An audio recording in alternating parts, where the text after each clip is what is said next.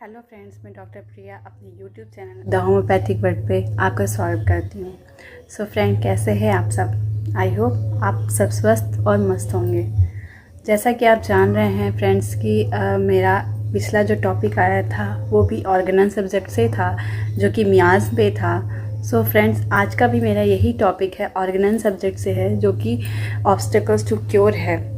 So friends, obstacles to cure ऐसा एक word है जो कि हमारे ट्रीटमेंट पॉइंट ऑफ व्यू से, हमारे एग्ज़ाम पॉइंट ऑफ व्यू से हमें बहुत बहुत ज़्यादा इम्पॉर्टेंट है ये टॉपिक। सो फ्रेंड्स, ज़्यादा बातें नहीं करते हैं, हम अपने टॉपिक को स्टार्ट करते हैं।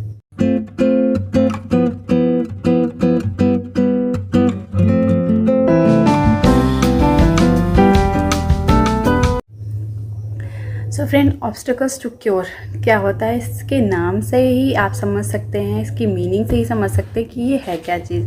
फ्रेंड्स, ऑब्स्टेकल्स मतलब बाधा, टू क्योर होने में जो बाधाएं आ रही हैं, this means obstacles to cure.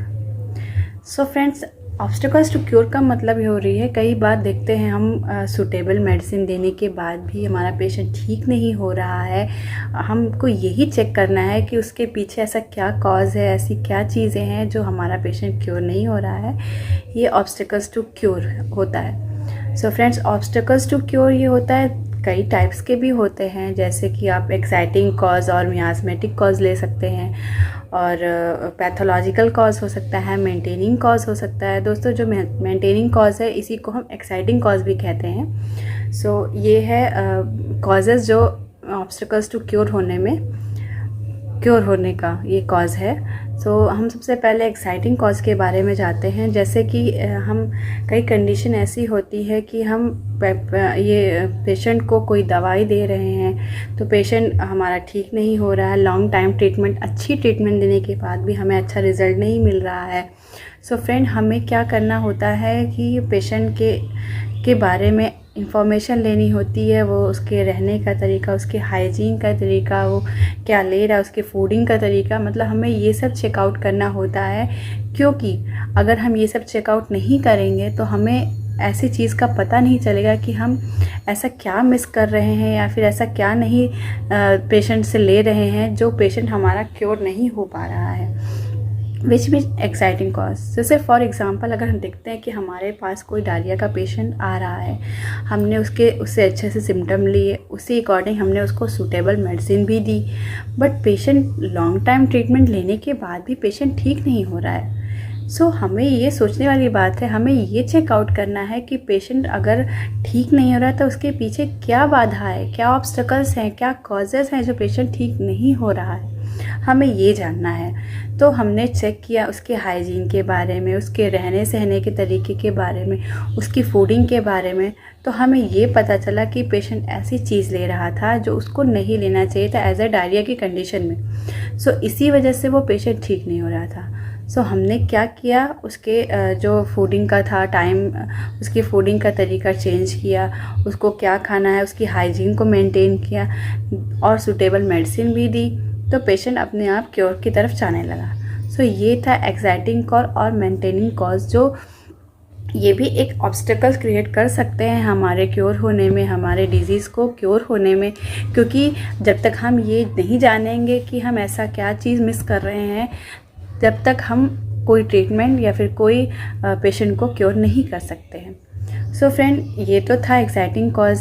अब हम मियास्मेटिक कॉज के बारे में भी जानेंगे। मियास्मेटिक कॉज ये होता है कि किसी भी डिजीज़ के पीछे एक मियास्मेटिक कॉज भी हो सकता है, हमेशा नहीं हो सकता लेकिन कभी कभी ये कॉज भी हो सकता है।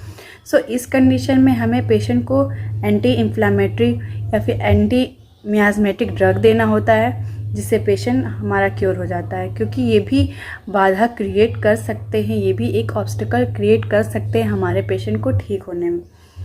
ये तो था आपका मियास्मेटिक कॉज हो गया। अब फ्रेंड्स, एक और भी कॉज है, पैथोलॉजिकल कॉज। पैथोलॉजिकल कॉज में क्या होता है, जो डिजीज़ होती है उसका वाइटल फंक्शन जो चेंजेस होता है। जैसे कि पैथोलॉजिकल में क्या है, उसके स्ट्रक्चरल चेंजेस होने लगते हैं। कोई भी अगर पैथोलॉजिकल कॉज डिज़ीज़ हुई है पेशेंट को, तो उसमें जो चेंजेस आते हैं वो रिवर्सिबल चेंजेस होते हैं, इरिवर्सिबल भी होते हैं। जो रिवर्सिबल चेंजेस होते हैं तो उनको तो हम कोई सूटेबल मेडिसिन दे देंगे, पेशेंट अपने आप ठीक हो जाता है। बट जो इरिवर्सिबल कंडीशन होती है उसमें हमें ऑब्स्टेकल्स मिलते हैं, जैसे कि हम पेशेंट को दवाई भी देते हैं लेकिन वो पेशेंट नहीं ठीक होता है। ये भी कंडीशन है जो हमारे पेशेंट को ट्रीटमेंट में हमारे बाधा क्रिएट कर सकता है। जैसे कि ये हो गया पैथोलॉजिकल कॉज हो सकता है। So friend, obstacles to cure में हमने ये तीनों जो कॉजेज़ हैं पढ़ा है, जैसे कि एक्साइटिंग कॉज हो गया, मियाज़मेटिक कॉज हो गया, पैथोलॉजिकल कॉज हो गया। ये तीनों कॉज जो हो गया इसमें बहुत ज़्यादा इम्पॉर्टेंट होता है, हमें किसी भी पेशेंट को देखते समय ये ध्यान रखना होता है कि हमें ये कॉज देखना है कि कहीं ऐसा तो नहीं कि पेशेंट ऐसे माहौल में रह रहा है, ऐसी हाइजीन है उसकी, ऐसा खाने का तरीका है। तो हमें ये हमेशा ध्यान रखना, हमेशा हर पेशेंट में ये चेकआउट करना है कि कहीं पेशेंट इस कंडीशन से तो नहीं गुजर रहा है। अगर हम फाइनली ये चेकआउट कर लेते हैं तो हम किसी भी पेशेंट को बहुत आसानी से ट्रीट कर सकते हैं।